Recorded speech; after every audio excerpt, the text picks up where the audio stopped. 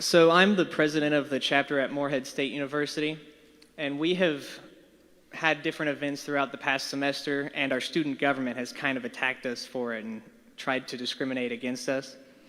So what is your advice to other chapters and other conservative organizations to kind of combat this political persecution from student governments? Yeah, that's a good question. You have to be persistent, right? You have to use their own rules against them. And so that's an Alinsky rule, by the way. Use the enemy's own rules against them, which is if they have clauses in the student constitution or in the student bylaws or the university bylaws, and they're discriminating against you or they're treating you differently, then throw that book at them and be like, wait a second, we're allowed to do this.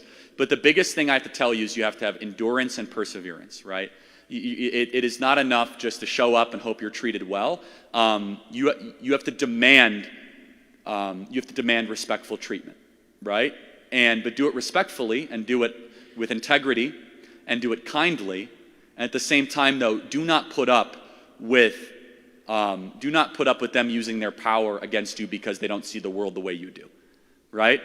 And there's strength in numbers and strength in community. And you also want to be annoying enough where eventually they just say yes and they make you go away. That's actually half the battle. Am I right for all of our Turning Point chapter leaders, right? That's half the battle. God bless you. Thank you. Hello. So I am a self-described liberal, and I honestly did not think that I would be so nervous, but I am. And I wanted to kind of clear up some things. You had said earlier that it's easy, you had asked if it's easy to hold liberals, is it easy to hold your beliefs? And, oh, it's easy because the rest of society agrees with you, yada, yada, yada. However, that's not why I find it easy. I was liberal before it was cool.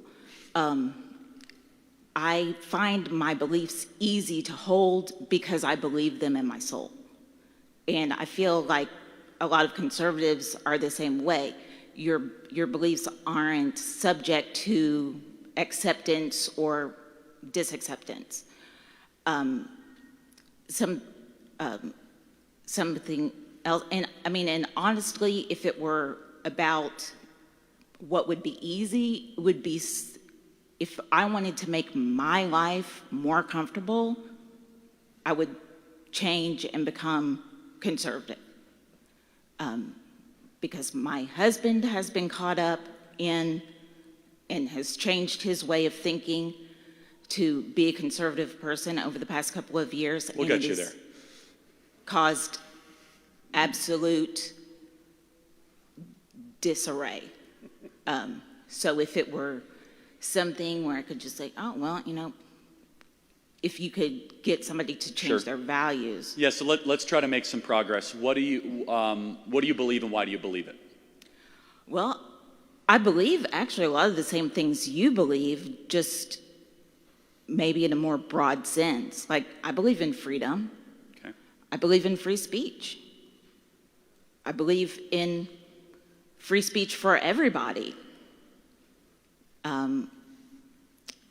I believe in freedom of expression. If you were born with a penis and you want to wear a dress, have at it. It's not my life, and I don't get to dictate to anybody else what's right or wrong. I don't believe that man is above nature, because then is man unnatural? If man is separate from nature, is man unnatural? Man is made in the image of the Creator, but I do want to zero in on one thing here, which is so you say you don't care what other people do. Just curiously, do you think it should be okay for adults to perform drag performances in front of children? It depends on the nature of the performance. How about a sexually explicit one? Of course not. Okay, so we agree on that. And by the way, most liberals don't, just so we're clear, right? I know zero liberals that think that it's okay to expose children to sexually explicit stuff. Okay, so you would be partners with me in removing child pornography from elementary schools? Yes. Okay, so you're a big fan of Ron DeSantis then? No. Well, he did that, and he was attacked by Disney, and he was attacked by every major left-wing group as harsh, anti-gay, don't say gay. He was just saying you're not allowed to put propaganda or pornography in front of kids. I think you're actually more conservative than you are liberal, than you give yourself credit for. No. Hold your applause. I am not, because where we differ is in how we define what is profane, what is pornography. How about oral sex to 8-year-olds? That's probably profane, right? Excuse me? Yeah, exactly. That's in textbooks across the country, including in this state, that liberals are defending as free speech. Okay. They're teaching 8-year-olds the most graphic sexual practices in public schools across the country. And I get smeared, slandered, and so does the American right, as somehow being anti-LGBT, because I don't think a 9-year-old should be exposed to things that should be behind in the darkest depths of the human existence, right? So I guess we agree on that. What I'm trying to get at, though, is why you believe what you believe. And we could spend all night doing this. You say you believe in freedom and free speech, right? Okay. So which side do you think the American right or the American left currently is doing a better job of protecting the idea of freedom of speech? Actually, they're both sucking pretty hardcore. They're both being absolutely horrible at it. How has the right been horrible at that? I'm curious. They're both being horrible in the exact same way. And it's who are they protecting or standing up for free speech for? Like, free speech for who? Can I ask a theoretical question? Do you think if a liberal came to speak at University of Kentucky, they'd give an open mic like I just did to a conservative and had a discussion like this? I certainly hope they would. No, they wouldn't, because speech is not a left-wing value. That's why Chuck Schumer went on the Senate floor yesterday and called for the censorship of a cable television program. That is why they have to deploy shock troops called Antifa to go after everywhere I go. When I go to University of California, Davis next week, there has to be 120 police officers because of the threats, the violent threats of liberals that want me dead, that want to disrupt our events. There are no right-wing hecklers that come to events like this. Michael Knowles, Matt Walsh, Ben Shapiro, myself, Candace Owens need 24/7, 365 armed security to prevent ourselves from the violent threats from the left. And so I think it's rather clear there's one side that is trying to do everything they can to shut one side up and one side that's trying to open up the marketplace of ideas. And I think that's rather self-evident. But I do want to thank you for coming here tonight and demonstrating. I totally disagree with everything you just said. I don't discount that you've received death threats or anything like that. So how about this? Public approval polls show that a majority of liberals do not believe the First Amendment is absolute. What do you have to say about that? It's not absolute. There are restrictions to the First Amendment. Such as? There literally are legal restrictions to it. Outside of incitement, what would one be? Okay, let's see. Let me think back to high school civics class. Do you think hate speech should be disallowed? Fighting words is disallowed. Not fighting word. It's called that though. No, they're very much not disallowed, actually. They are disallowed if your speech is considered by a reasonable person and they harm you because of what you said. Wait, you mean hurt their feelings or physically harm them? Okay. If you intentionally provoke a person with your speech, that is not protected speech. Yes, it is. It actually... The American Civil Liberties Union protected Nazis to be able to march in Skokie, Illinois around Holocaust survivors. Grotesque, outrageous speech is absolutely protected by the First Amendment. I'm not saying that grotesque. I'm saying that...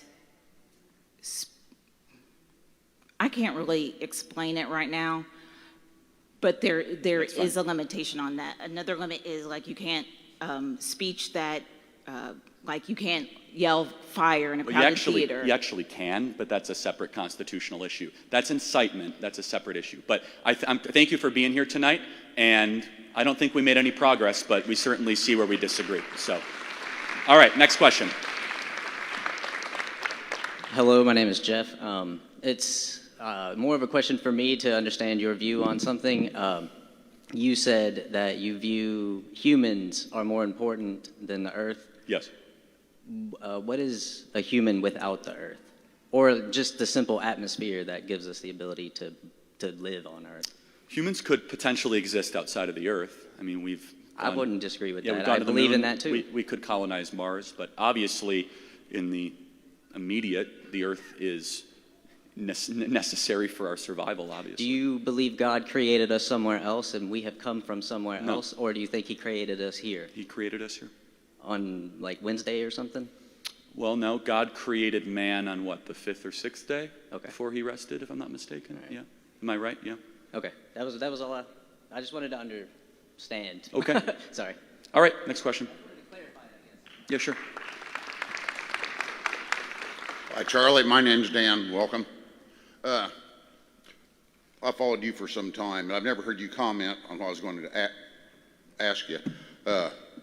There's a commentator, author, whom I have listened to for more than 50 years, who I think is wonderful. His name is Dr. Thomas Sowell. He's my man. I love Thomas. I'd never heard you comment on him, and I just wanted to see if you were a fan of his. Yeah, I mean, I think it should be required reading in every college Absolutely. economics course. The best book is Discrimination and Disparities. It'll change your life.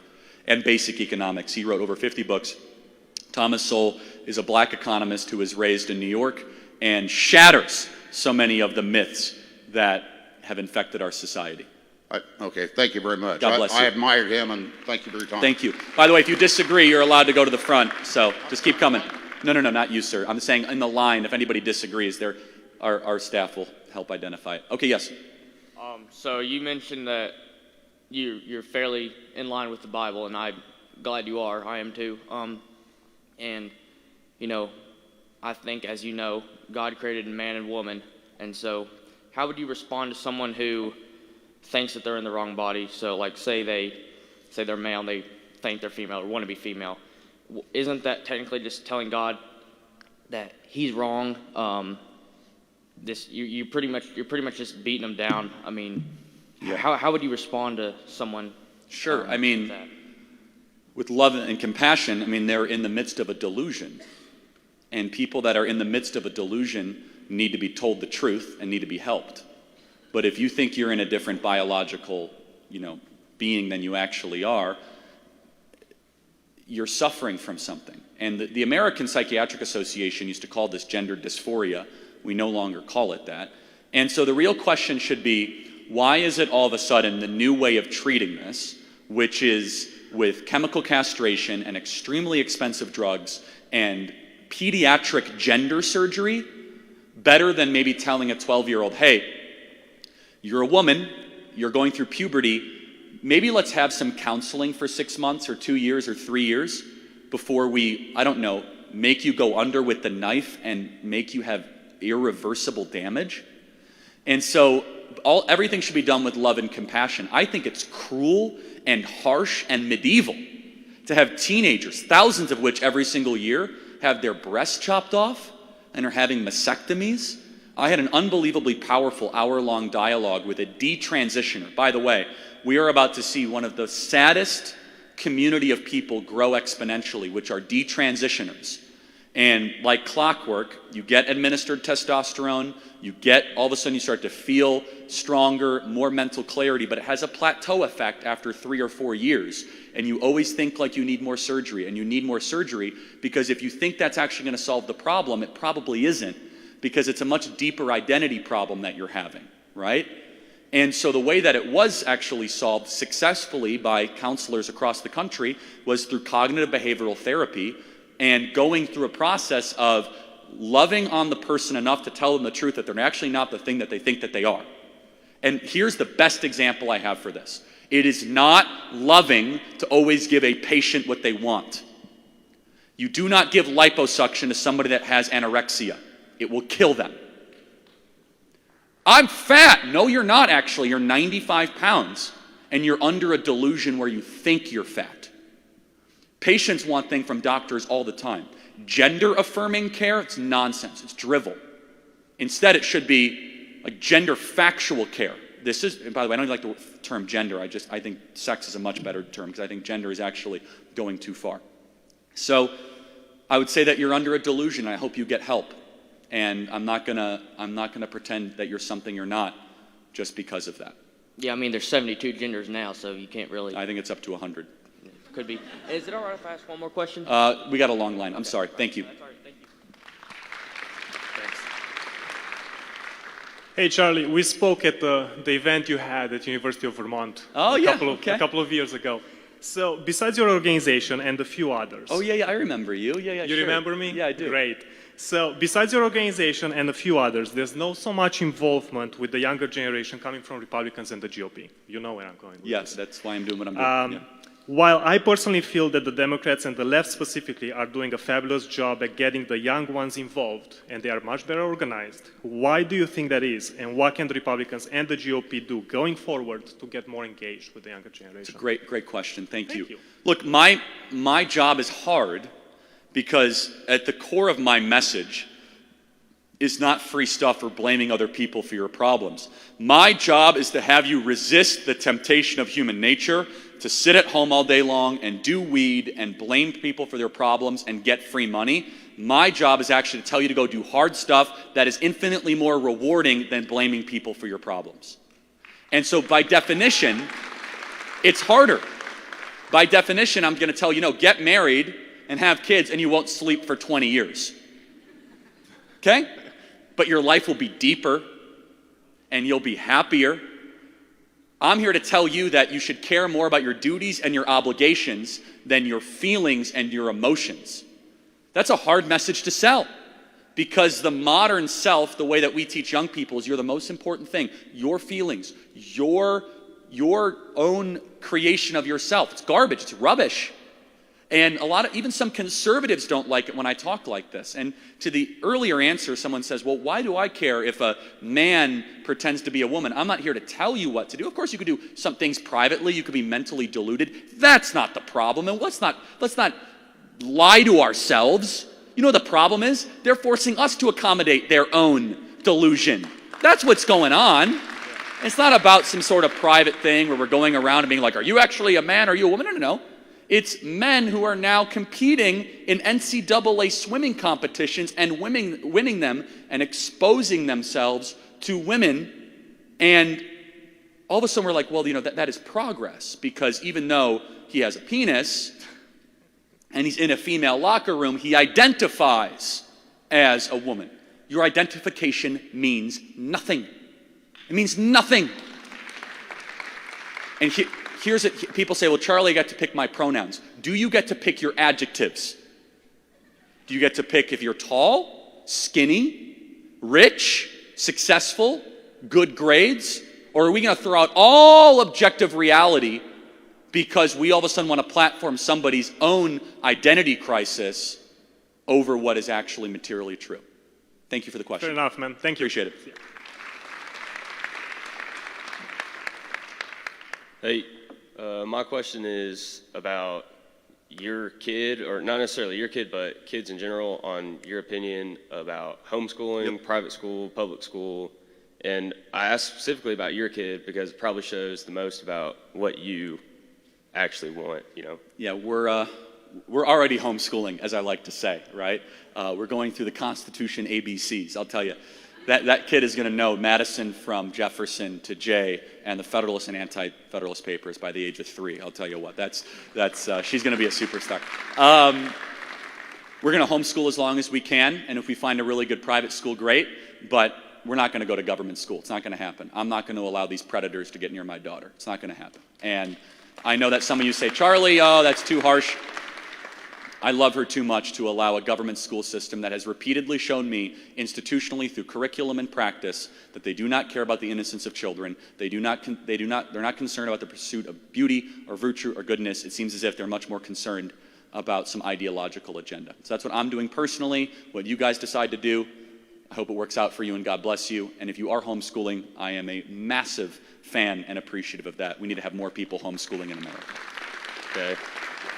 Could I then ask, what, if you were to look for a private school, what would your criteria be? Yeah. And then if when would it be more beneficial to do like homeschooling if the mother would then stay home and not be able to work? Sure. Yeah, it's tough. So private school, look for classical education. I'm sure there's a classical school in the Lexington area, am I right? Maybe not, maybe I hope not. I'm sure there's one in this state somewhere. I bet there's a bunch of them. Classical education is the way the American founders were educated. You could do it bibliocentric, or you could do it, which I prefer, or you could do it Greek-centric, or I guess that would be Hellenistic-centric, I guess. I don't know if that's the right term. But basically, classical education gets students to think very deeply about the process of exploring truth from a young age. It is completely against industrial education, which came to really, almost everybody here was probably educated industrially. They're going to be studying Aristotle, Socrates, Plato, Augustine, Aquinas. The smartest, deepest kids that I've ever met were classically educated.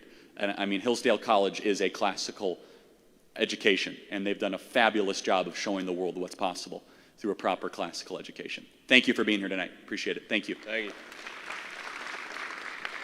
First of all, thanks for coming tonight. I appreciate it.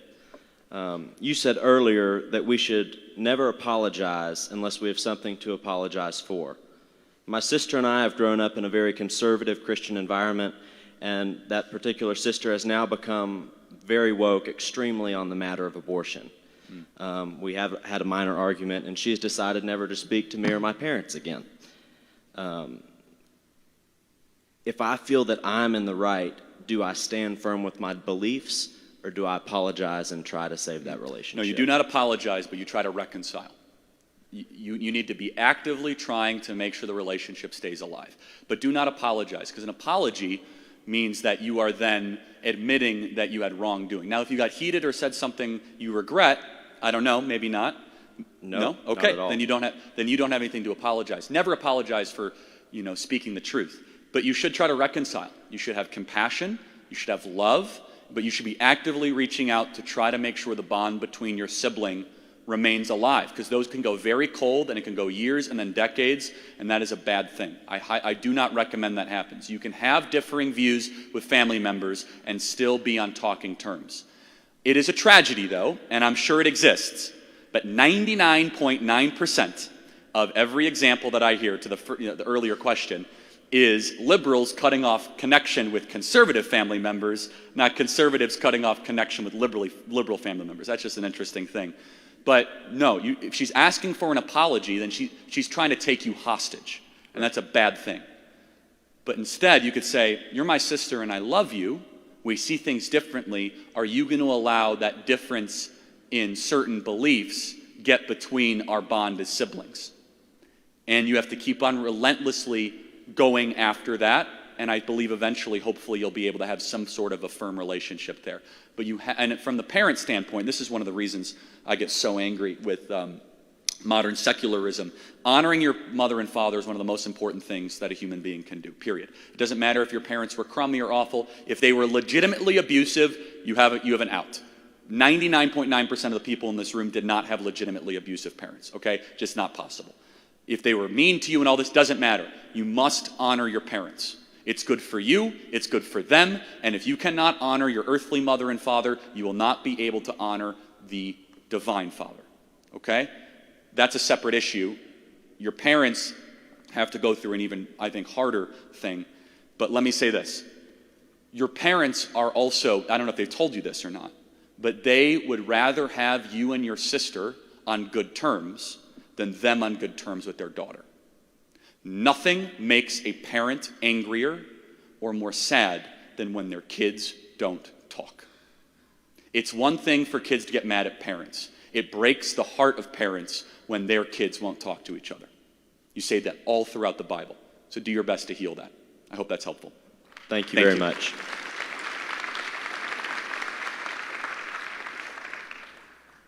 Charlie, thanks for coming out tonight, first of all. Really appreciate it. Just have a quick question for you. The left seems really good at unification, even under their differences. They seem to, continuously win elections, even as their ideas shift.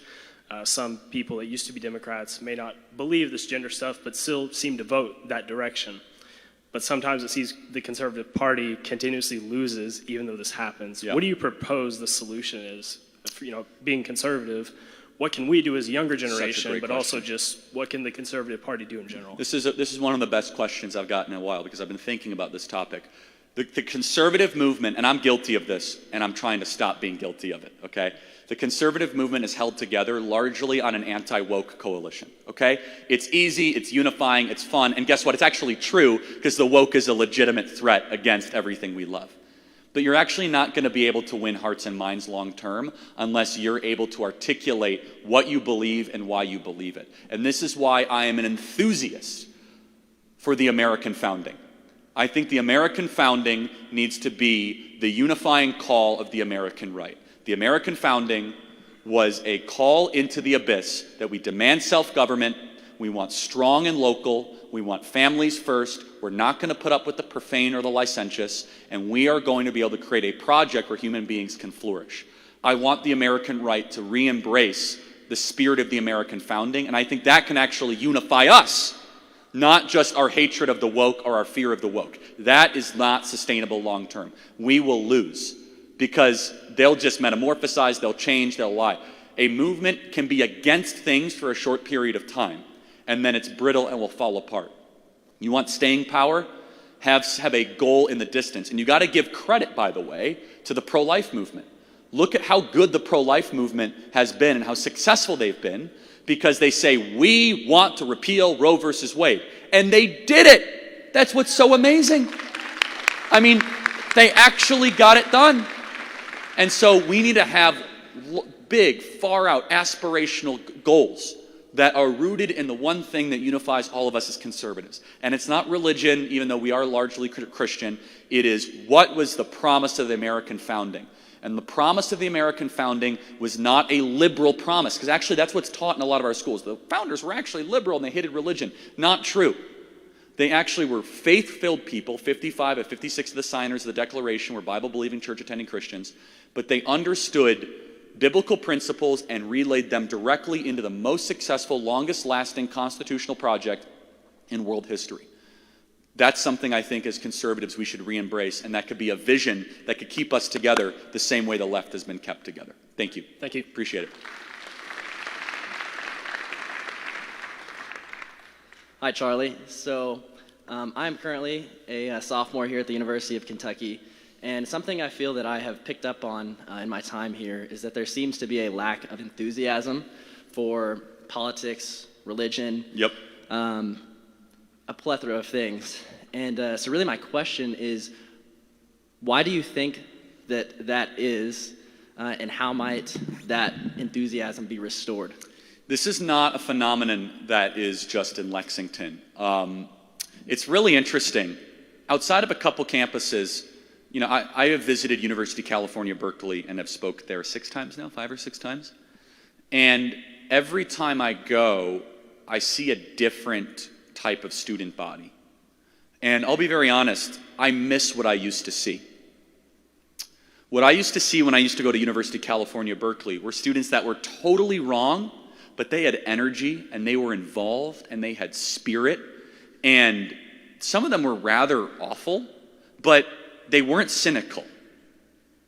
What bothers me in my recent visits to Berkeley is there is a kind of a malaise of cynicism, and I'm guessing you're seeing the same thing where people are like, what does it all matter? It doesn't impact me. That's disturbing. And the question you're asking is the age-old question of the philosopher: how can I get people to care about the stuff I care about, right? Not an easy answer. Events like this help, right? Hopefully when things start to get more real, and I mean, I don't know what could be more real than your salvation, but that's my own personal opinion, right? But you have to have ambassadors like we have at Turning Point USA that care. If you care, you can get other people to care. But if then you allow yourself to be impacted by the cynicism, then those ideas and those values will die. Does that make sense? But understand that this Gen Z, I think I said this earlier, most suicidal, alcohol-addicted, drug-addicted generation in history, incredibly cynical about all things politics, all things government, all things religion, least religious generation in history. It's really sad. And I hope you guys can tell me that I don't know if the revival's still going on here. Praise God, it happened right down the street. Anyone from Asbury here? Anybody? Yeah, praise God. And you guys inspired so many millions of people across the country. I don't know if it's still going on in other places. I love that. I want to see more of that. I think it's important. But boy, if there was ever a generation that was just ripe for a legitimate revival, it would be this one. And I hope that can happen soon. Thank you. Appreciate it. Thank you. I was wondering, what do you think about like boycotting liberal companies? Yeah, I'm torn on it. Probably a good idea. But I mean, I'm not going to use Hershey's anytime soon, right? I mean, that's a good example. I do encourage people. The only thing is, because we used to complain about boycotts all the time, but it's probably time that we use it as a tactic, right? To just say, you know what, I'm not going to voluntarily use my dollars against my value system and my deeply held beliefs, right? And so I would do a positive twist on it, which is try to find conservative companies that share your values. Everybody here should have the Rumble app on your phone. Stop using YouTube and use Rumble, as we're streaming live on YouTube, by the way. Use Rumble. Try to find alternatives in the parallel economy. And let me just say this, and this is one of the things I can't stand about the modern cynical attitude. It just drives me nuts. For every young person out there, we need a new generation of entrepreneurs now more than ever. If you have an idea, act on that idea. We need entrepreneurs. We need people to take risks. We need them more than ever, especially ones that see the world the way we do. So, thank you. Appreciate it. Thank you. Hi, Charlie. My name's Holly. Thank you for being here. So I hate to circle back because I know we already touched on this, but when you said man is above earth, was that correct? Nature, yeah. Nature, sure. excuse me, yes. So I know a big issue here in Kentucky is Rubbertown, which is located west of Louisville. So how can we allow people to live in cities like this? I'm not sure if you're familiar with it. Not very. Can you just give me the Spark so Notes essentially version? there's industrial plants right next to neighborhoods, and cancer rates and health rates are dramatically worse here because of this. How can we let people live in these environments if we want man to be successful and grow here? Yeah, that's actually, I think we're going to agree, because you're using really good facts that interest me, which is human cancer rates and human flourishing. So we're on the same page. We should always put human beings first. Where I disagree is if you came here and you said, well, Charlie, the squirrels are suffering. I couldn't care less about the squirrels. I care about the humans. And so I think, I don't know the details of the story. I don't know if it's overblown or if it's right down the middle. I literally don't. And I'm going to take you at your word that, that it's legitimate. Then the policy position should always be what is best for the human being, right? And this is something at times where, conservatives are afraid to articulate it in that sense. But let me give you an example that prompted my, dialogue, which is in California, there's massive droughts, massive droughts, okay? And it could be solved in some sense if they would just open up some of the aqueducts and take some of the water actually from the Central Valley, but it might kill something called the Delta smelt, which is a fish that no one's ever heard of and no one really cares about except radical environmentalists. And so that's an example of putting an animal or a creature above human beings. Because, if you're talking about human beings being impacted, then you have my attention and my sympathy. Yeah. I'm curious to see why government or local officials aren't taking a bigger step in acknowledging how harmful this is. Because I know a lot of people that live in these neighborhoods, they can't afford to just pick up everything and move to, the nice part of town. So why aren't we supporting them or allowing them access to, cleaner air out of an industrial chemical plant? Yeah, if I were to speculate without knowing all the details, it's probably because of some powerful people that control the local area. I'm just speculating. Is that probably right? And I think that this is actually a very interesting point of agreement, which is we put human beings first, right? And human beings, industry should serve human beings should not serve industry. And as a conservative, it actually, I get pushback on that, right? People say, well, Charlie, come on, what about markets first? I'm kind of a human beings first guy, right? Which is markets should serve human beings should not serve markets, right? And I'll use a separate example that I know a lot better, which is what happened in East Palestine, Ohio is completely and totally unacceptable, right? From the environmental toxins and from Norfolk Southern. And so what you'll find from me is I am a free market capitalist guy, But I'm not an automatic default cheerleader for every corporate interest. I'm not, nor do I think you should be as a conservative. Do I think there's sometimes more to the story? Do I think there's nuance? Yes. But if we're honest with ourselves, we as conservatives don't like powerful organizations. That's why I don't like the government very much. And what I've learned is that some of these transnational corporations sometimes don't work any better than the government. I don't know the specifics for your example, but you certainly, I think we're actually agreeing largely on a lot of Yes, that. I think so too. I just wanted to get your thought. Thank Appreciate you very much. Thank you. Hi, Charlie. Thank you for being here. My name is Tammy Nolan. I'm from the Bellevue, Kentucky area. My son, Caleb, was in the 6th grade in the Bellevue public school system. He is biracial and he was told to choose his race. Wow. Yes, by 2 teachers there. And I actually took the school to court, sued them, and won. I've now homeschooled him since that. But my question to you is, what do we do about the teachers who they fire and then they just put them in another school district? Yeah. There's not a lot you can do about that currently. I mean, taking back school boards and reforming them. I am curious, why did they even care about your kid's race in 6th grade? Because they knew I was a big Trump fan, Yeah. and we made it very well known, so they targeted him. It's just so sick. Yes. 6th graders caring about their race? Like, how about you care about telling the truth, right? And they told him, don't come home and tell your mom or there would be consequences. So, of Yeah. course, there was consequences because I was up there in their face. Yeah, good for you. By the way, we need more moms like you, so I mean that. I don't have a good answer for you on what to do with relocated teachers after they do that, except that if your kid is in government schools, you have to hawk those schools, right? Correct. Hawk the curriculum, hawk the Yep. teachers. And I also want to acknowledge, when I say I'm going to homeschool my kids and go to private school, not every family has the income to be able to do that, or the private schools that have the accessibility. And so then you got to fight, which is exactly what you're doing. Right.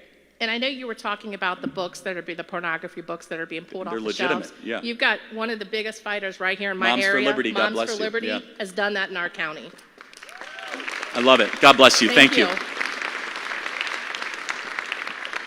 Hi, Charlie. My name's David Gent. I'm a freshman here at University of Kentucky, and today we had somebody come and claim to be a Christian and was basically protesting homosexuality and things like that. But along the way, what I think was maybe meant with good intention started becoming them saying to the crowd, "You're going to hell," and "You're going to hell." Yeah, and I don't like that. So I know, and I don't like it either. I think it's a large misrepresentation of Christianity being based on love and things like that. And so, how do you face tough topics like that that do have to do with emotions? Politics ties in with emotions, religion ties in with emotions. So, how do you talk to somebody who is homosexual or something like that without offending them while still providing them with truth? I mean, look, they're made in the image of God, and I mean this, and I don't like that language at all for a lot of reasons, and also it's just, I do believe in hell, let me be very clear. I'm not one of those Christians, right? But I also don't believe that anyone should go around with certainty that you know where somebody is going in their eternal destination. I think that's really wrong. I think that's theological hubris, I really do. I believe you can know your destination and what your salvation is, and then be careful when you start shouting at people. Also, I just think it's cruel and ineffective and actually makes it harder to win people over, and that's not exactly the way that I would do it at all. But look, it's very simple. I believe in the natural law, and I believe in the potential of all human beings to be able to flourish as God intended them. And I wade into the most controversial, hardest topics. I do my best to try to do it with some form of whimsy and grace. Also be blunt, though, right? But my heart is to try to get people, and I love people, that are made in the image of the Creator to be able to live the way that I believe they're best suited to live.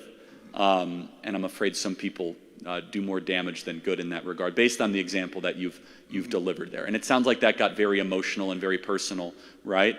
And so I don't know if that fully answers your question, but you can also see lots and lots of videos of me dealing with those kind of discussions there, right? Yeah, that I think are really important. So thank you. Thank you. Hello, Charlie. As we become increasingly aware that wokeism is grounded in an ancient esoteric religion or an an occult, how do we prevent it from falling under the protections of the First Amendment? as it's antithetical to humanity, as some other religions may also be? That's a good question. Thank The issue, yeah, it's really good. The issue is our judges are so screwed up, I could see them probably issuing some opinion. What you mentioned is really important, which is that the elements of wokeism are very similar to river civilization, paganism, right? Whether it be earth worship or whether it be any of these different things. Even from it's almost like pseudo alchemy and Gnosticism. And if you go read the original books on Gnosticism and Hermeticism, it's about how you're able to change your being based on your own will and your own feeling. Now, 20 years ago, you guys would have laughed me off stage if I would have said that it would be the predominant view of public American life, that you could change your own existence based on your thoughts. Now it's considered to be trans. You're like, oh yeah, of course you could just... That's a Gnostic belief, is what it is. I don't know how to protect against it, except we have to defeat them. I mean, I could see that they would have to file themselves as an official religion, which there is a threshold, thankfully, the federal government has. It means you have to have a book. Well, they have white fragility. You have to have a leader. Well, they have Robin DiAngelo and Ibram X. Kendi and all these people. You'd have to have religious ceremonies. Well, they have those too. So they actually might satisfy some of the religious requirements more easily than I think we give them credit for. God bless you. Thank you. All right, the last question. Howdy, Mr. Kirk. My name is Ethan. I'm a refugee from California. I just got here maybe October. I now live in Crab Orchard. I saw your ad on Facebook maybe about 2 hours ago. Oh, wow. So I fed the cows and I got in my truck and I came down here. I love it. I unfortunately missed the first half. I'm kind of sad about that. But my question is that I'm a second generation Korean American. Now I'm a proud Kentuckian. My grandmother was born in North Korea. Wow. And she escaped to the South because of NATO forces, but mostly American, in a 1 month window. So that 30 days could have meant that I would have been there, not here. Moved to California, my mother, and America was a bastion of freedom, and it always was to our family. I listened to you and Ben while I'm stuck on the 405 for many years, so it's pretty cool that I'm actually right here. I can't believe it, right? I had to leave California. It got so bad. The crime went through the roof, especially with the Black Lives Matter riots. My neighbors were getting assaulted. Korean friends of mine were getting attacked on the streets. It's a big problem. Yeah. It's black on Asian crime, and no one wants to talk about it. Yeah, really, no one wants to talk about that. Yeah, we're supposedly part of the minority, and we completely disagree on a lot of what the left is doing. So my question is what my grandmother and my mother saw in California when they came over here was no longer like that. How do I, as an individual, help keep that from happening in Kentucky, and how do conservatives in general keep that from happening in their own states? That's such a good question, and I'm glad you're in Kentucky. We need you here. Let me mention a couple things. You have a distant memory via your mother, you said. Or your grandmother was in North Korea? My grandmother was born in North Korea, yes. You have a distant memory of totalitarianism, but you also have an immediate memory of totalitarianism because you lived in California. It was pretty bad. And isn't it interesting that your family's history will now be 2 chapters of fleeing tyranny? Fleeing North Korea and then fleeing California. I want to avoid a third time. Huh? I would like to avoid a third time. Yeah, no kidding. I don't want to have you flee Kentucky. Let me tell you some personal advice. You need to tell your story to as many people as possible. You need to wake up Americans to how bad things can actually get. They have no idea, first of all, what happened or happens in North Korea, and they have no idea, largely in this, they kind of hear stories about California, about how wretched that hellscape is actually becoming. And so personal, firsthand testimony from people like you is incredibly important. And you showing up to this event, listening to our podcast and supporting us is incredibly helpful and important, but memories are critical. This is one of the reasons why that the Chinese Communist Party has been successful, is because there's no generations left in China that have memories of freedom. Not a single person that remembers what it was like to not be under Maoist CCP reign. And it's equally as important to have memories of how bad things can actually become. And that's why your voice is so incredibly important, because we hear from left-wing activists, oh, things can't get that bad, it's fine, we need more government or power. You could be a first-hand testament to that. One thing that I have noticed is if anyone here can think of another place that you can escape to for freedom, I'd like to know, because I think that we're it. This is it. You can't go anywhere else. You got to stand and fight at some point, and I think that point is now. So, God bless you. Thank you so much. Mr. Kirk.